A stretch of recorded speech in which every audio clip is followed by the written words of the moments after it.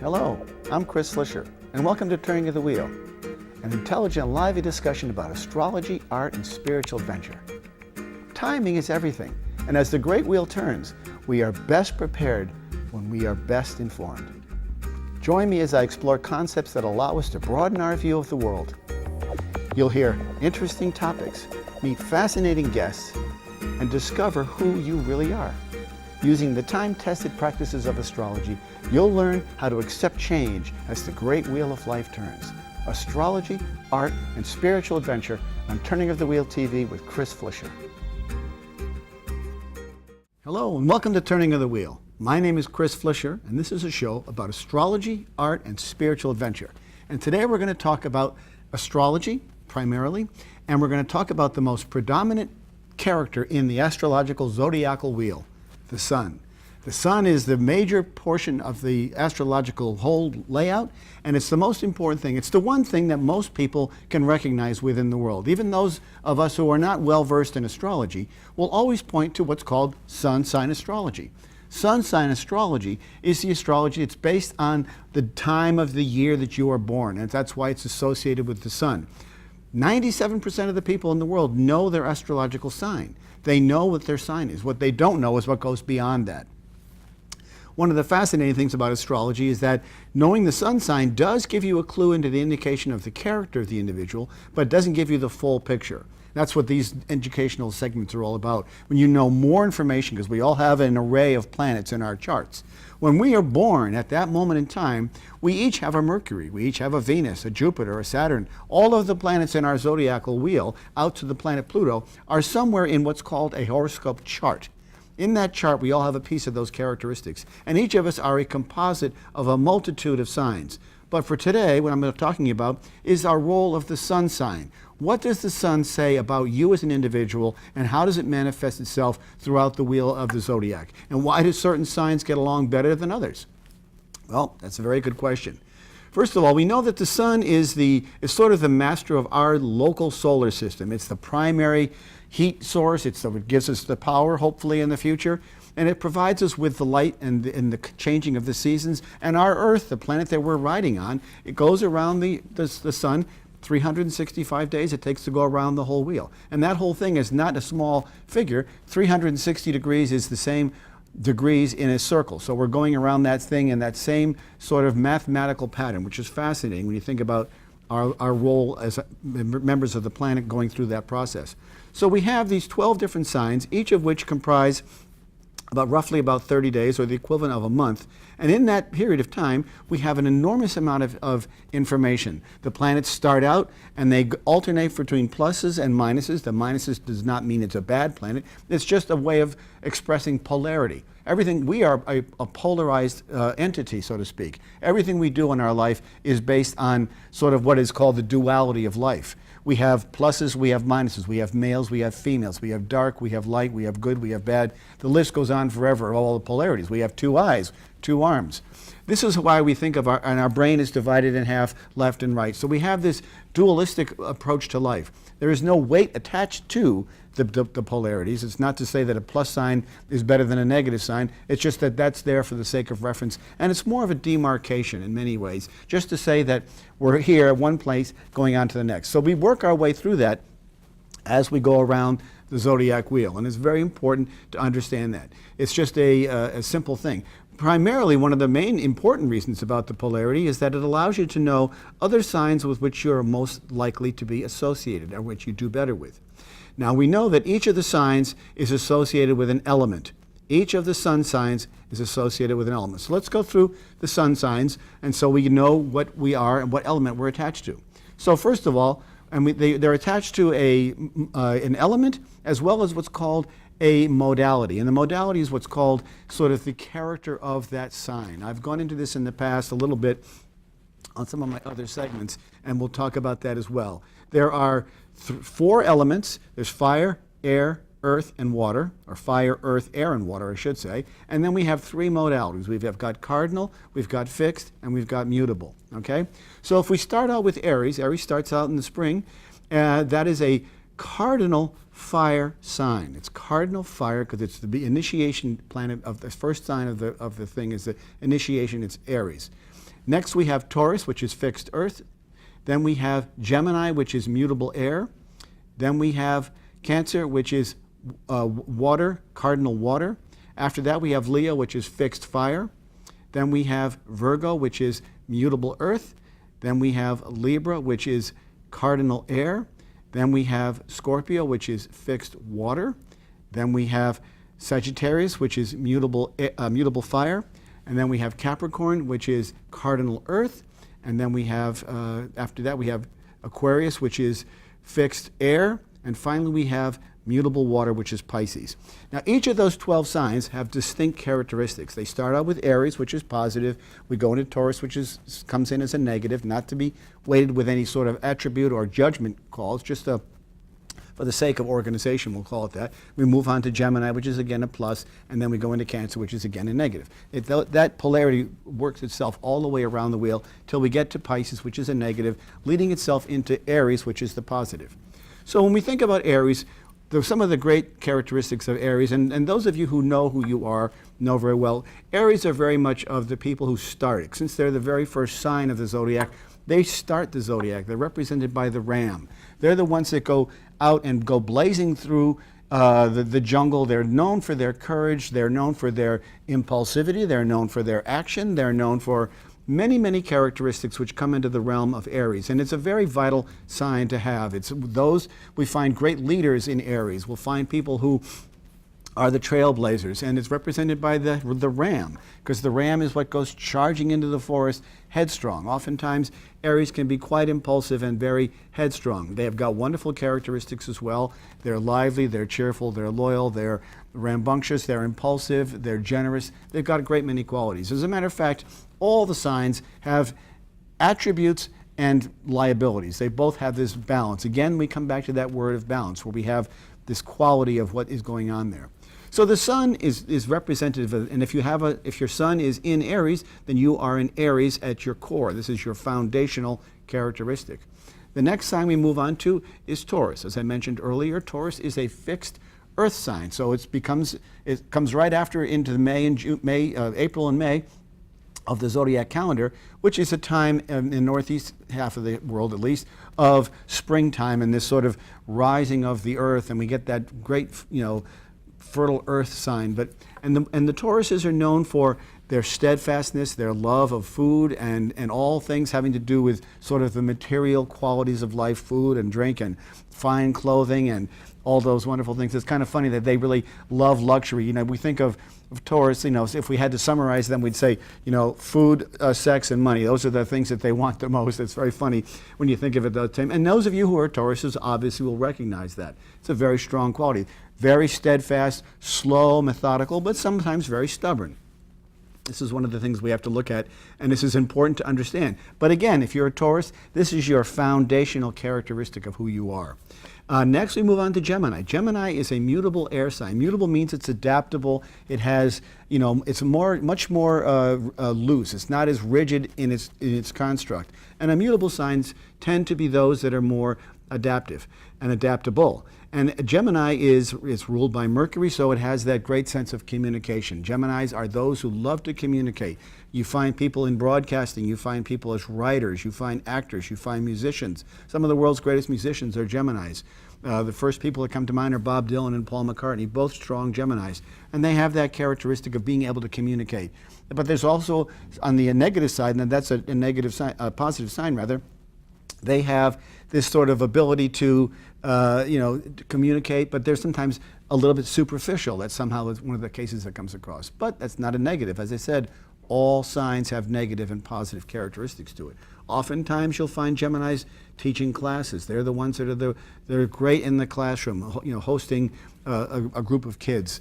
They're the ones that make great presenters. You'll find a lot of them in movies and acting. It's the sign of communication. It's a very strong sign. And it's an air sign. Okay, so an air sign is going to get along with a fire sign, just the way a earth sign is going to get along with a water sign, which brings us to the next sign, which is Cancer. Cancer is a wonderful sign. It brings out, it's a very much of a warm, nurturing, sort of motherly quality, and it's ruled by the moon. So the mother is the great moon. It's the great maternal quality. It's the great sort of watery realm that imbues the people who have that sign with a sense of magnanimity and a sense of generosity and warmth and nurturing. They're very sensitive by the same token. So you find artists sometimes with a strong Cancer component in their charts, especially if that's their foundational sign. It's important to know these foundational signs because this is really who your character is, especially when it comes to, choosing jobs, finding partners. You want to be sure you're with somebody who is compatible with you in that regard. And I'll get into that more as we move on. But it's very important to understand the characteristics of the individual signs. And we all love our signs and we all know our signs, so it's very important for that. The next sign we come to is Leo. Leo is the big, bold, bright, sunny character that is known for its creativity. It's ruled by the sun, the native sun. As I mentioned, we were talking about the sun signs today. So this is the premier creator represented by Leo. Leo is the lion. He's the big, proud person that walks into the room, who sort of fills up the room. You can always tell when you're in a room with a Leo. They are incredibly loud. They have a sense of presence and charisma that sort of overwhelms wherever they are. If a Leo walks into the room, you can almost feel it. A perfect example would be someone like a Bill Clinton, for example, who walks in the room, everybody knows he's there. He makes sure that's the case as well. So it's pretty funny to see these characteristics. Of course, Leo is a fixed sign. It's a fixed fire sign. So yes, it's a fire sign, so it gets along with the other fire signs in the chart, Aries and Sagittarius, but it still is a fixed sign, so it's more rigid in its implementation of that. So even though it's a leader, even though they're highly creative people, they're more rigid in their approach. They're less likely to be flexible. So they are a fixed sign in that regard. The next sign we come to is Virgo. Now, Virgo is a wonderful sign. We find Virgo to be the servant. The Virgo is represented by the servant. It's sort of the virgin. It's also another name for it. And it represents the quality of people to give. This is a very giving sign. They're the ones that you see as your dental assistants. They're the one you see in the doctor's offices as nurses. You find a lot of doctors and nurses there because they are very detail-oriented. They have a sense of precision. They understand certain mechanical qualities of what it takes to make life work. They're the real doers, but they're a mutable sign, so they're adaptable, which means that they are very good in serving others. Now, when I say serving, I don't mean that they're a waiter or a waitress, but they are those people who help. Ministers, of course, ministers, you find a lot of them are Pisces. We'll get to that as we get down. But we think of them, people as lawyers, accountants, people who serve, who are able to wrap their heads around a lot of details. Details are very important. But on the negative side, Virgo can be very judgmental. They can be very picky and very sort of obsessed about the current area. They're very obsessed with cleanliness and sort of a sense of order. They like order in certain areas of their lives, but people are different. Oftentimes you'll find a Virgo very organized in one area of his life and yet completely scattered in another. But there is these tendencies that we'll find. And again, being an earth sign, obviously it's an earth sign, so it's going to get along with other earth signs, Taurus and Capricorn. The next sign we come to is Libra. And many people refer to Libra as Libra. I prefer Libra because it's how I learned it. It's always the way it's been. But I have heard the term Libra, but I prefer the word Libra. Libra is the only sign in the astrological toolbox that has uses the balance of the scales as their symbol.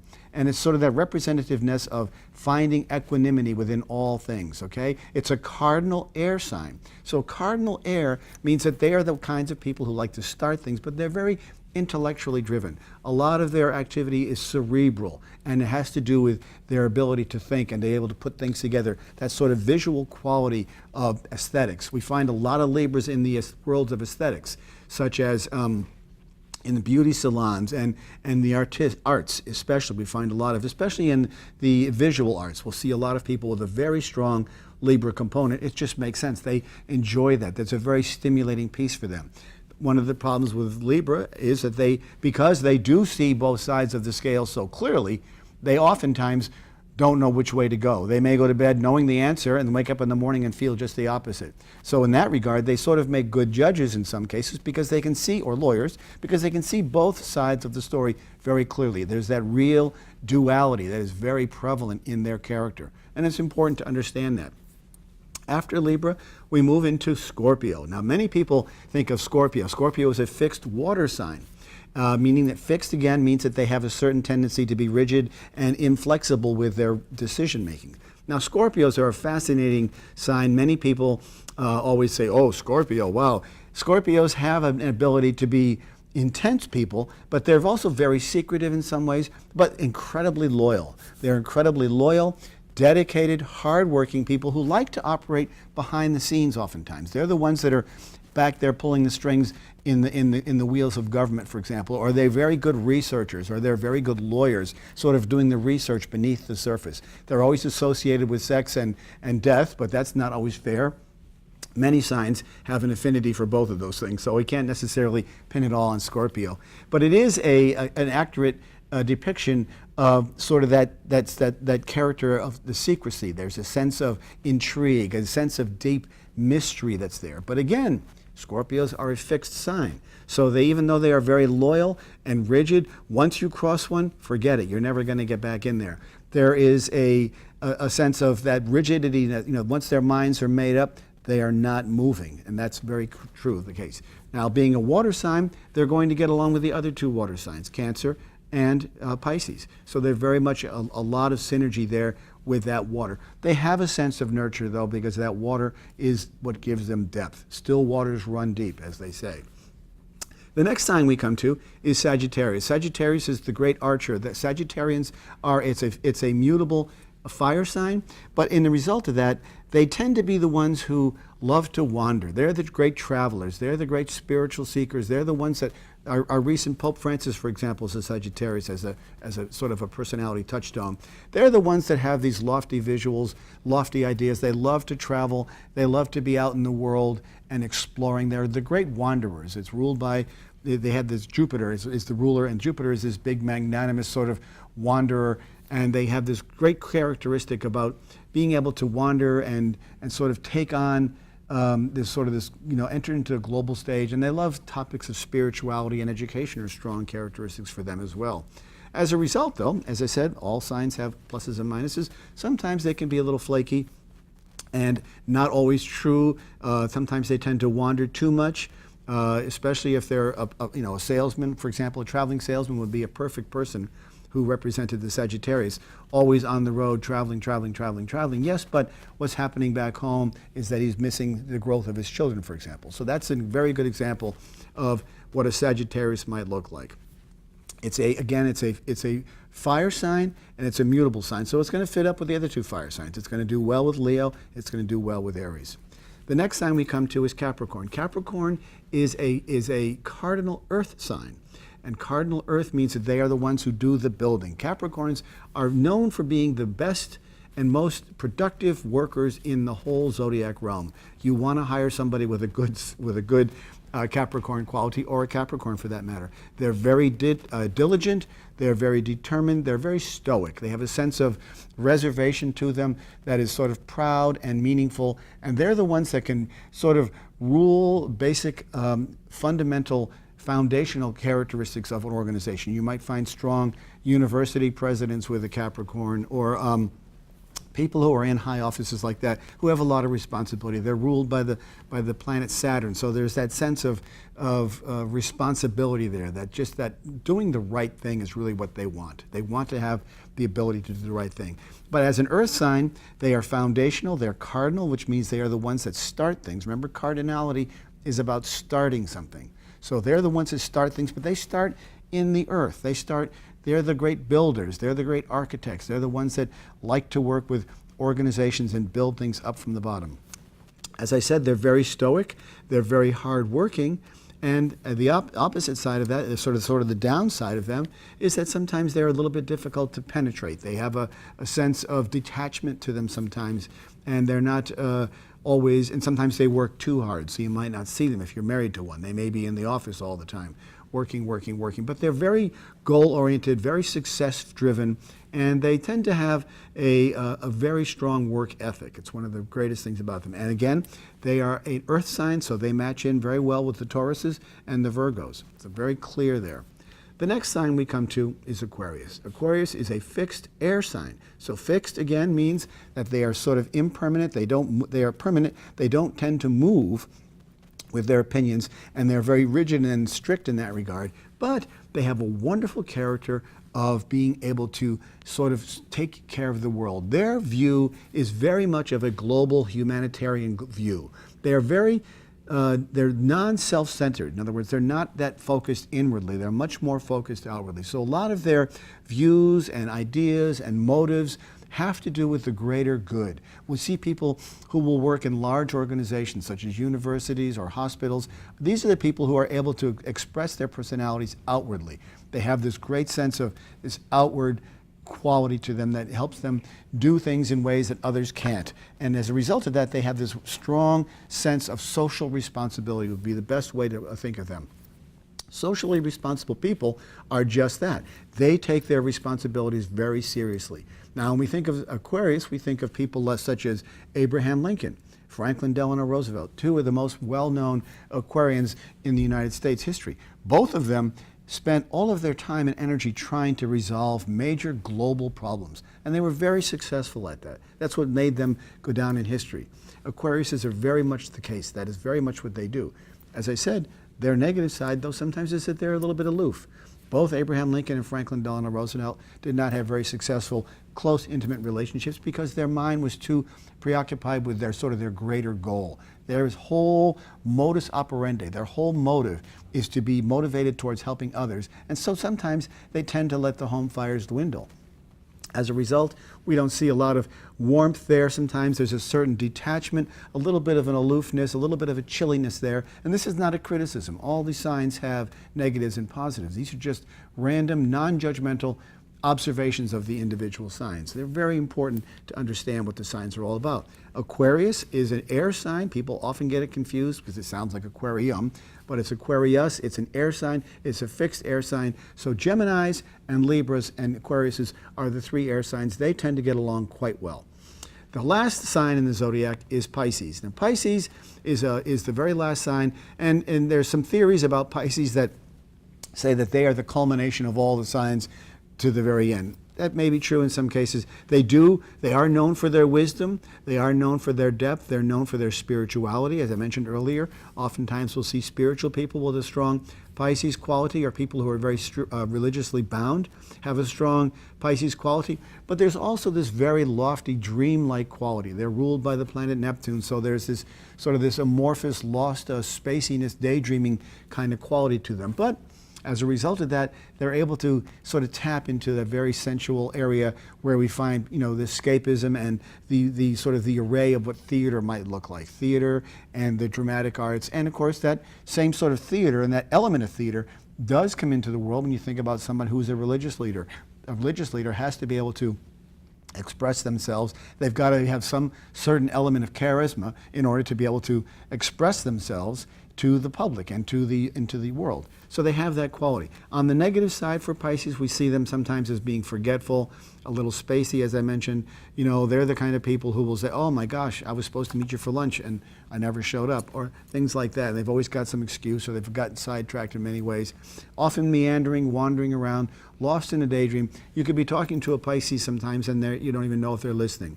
This is, again, not a criticism, just an observation. Pisces is a mutable water sign. Mutable water means that it's fluid and mutable. It means it's adaptive, just the way water is. And it's also in line with the Cancer and the Scorpio, because those are the three water signs. So typically we'll find people with signs who have the same element will get along with the same person. Now that would be true for Aries, Leo, and Sagittarius. Those are the three fire signs. They get along very well. Taurus, Virgo, and Capricorn, they tend to get along well because they have that strong earthbound quality to them. Gemini, Libra, and Aquarius all have the same sort of cerebral, intellectual characteristics that they enjoy and that bind them together. They understand that a lot of what happens with them happens in the conversation. It's all about the cerebral quality. And then finally, the three water signs, Cancer, Scorpio, and Pisces. They have that depth, that richness, that sense of, that quality, that universal quality of nurturing, and as in the case of the Cancer. So now what we find is that everybody has characteristics of each of these signs. We all know our signs. Everybody knows their signs practically. As I mentioned earlier, it's a high percentage of people in the world that know their astrology signs. When people know their astrology signs, it helps them determine where they're going, what they're doing, who they're going to be engaged with, and how successful they will be. You'll often find people say, I do this all the time with my clients when they contact me. I'll know immediately more about them as a result. Obviously, the sun sign is just a superficial layer of astrology. I wanted to touch a base on it here so that you understood what it was all about. But it really is just the basis. It's based on the sun. And the sun, as you know, is the giant orb that rules our neck of the woods, our solar system, and it gives us the light that keeps us afloat and provides our, the photosynthesis for the plants and the evaporation of the water, all of those characteristics. But metaphorically, astrologically, it's a very important role. It's sort of the heart of the individual. Now, as I mentioned earlier, we are a composite of all the signs in the chart because each of us has a sun sign which dictates our major character and our major character attributes, but we also have each of the other planets are in other parts of our chart, so those all have a certain weight as well. The weight of those other signs are part of what makes up the individual. And that's where we get the uniqueness of an individual as well. We'll see that across the board. It's important to remember that astrology in this capacity, this is part of the reason astrology doesn't get a very good recognition, and sometimes as people say, it's impossible for all people who have one sign to have a good day. When you read the horoscopes in the newspapers or wherever, that is part of the problem. Yes, that is a major part of the problem. Not everybody who's an Aquarius is going to go out and work in a hospital, for example, or not everybody who's a Virgo is going to be a dentist or a doctor. That's not always the case. The most important part of it is that you understand these basic elements. These are the basic core principles that are the underlying piece of you. It's kind of like the foundation of a house. The foundation of a house is what is at the core. It's what holds the house together. But we know that there's several layers of bricks or wood or mortar or beams that go above that, and again, the roof as well. All of those are elements. That's what the astrology chart is very much like. Your sun sign is your core foundational character. And then as you work your way up through that building, you take on new attributes, which gives you that composite sense of who you are. It's an incredible portion of who you are. When you're looking to date somebody or you want to know who to be with, it's important to find someone who has similar characteristics. Oftentimes, the elements work the best. Fire to fire or fire to air, as I mentioned. Water to water or water to earth, earth to water, air to fire. All those are incredibly important and valuable pieces of what it makes to make people work. But as I said, one of the things about the sun signs is that it's very narrow. You need to have more data. You need to know the moon. You need to know the rising sign in order to get a much better placement of that. Oftentimes you'll get along very well with a person and you'll do it immediately, but do you want to spend the rest of your life with them? That's where the complexity comes into. Astrology really is the very original psychology. It's the earliest form of psychology. And when you understand it, you can make great advances in your career and your relationships. You can make healthy choices based on the timing and based on your own ability to understand life, your characteristics, how best to live to them. You learn your attributes and you learn your liabilities. When you play up your attributes and work on your liabilities, you become a composite, whole human being. And I will talk to you all next week. Take care.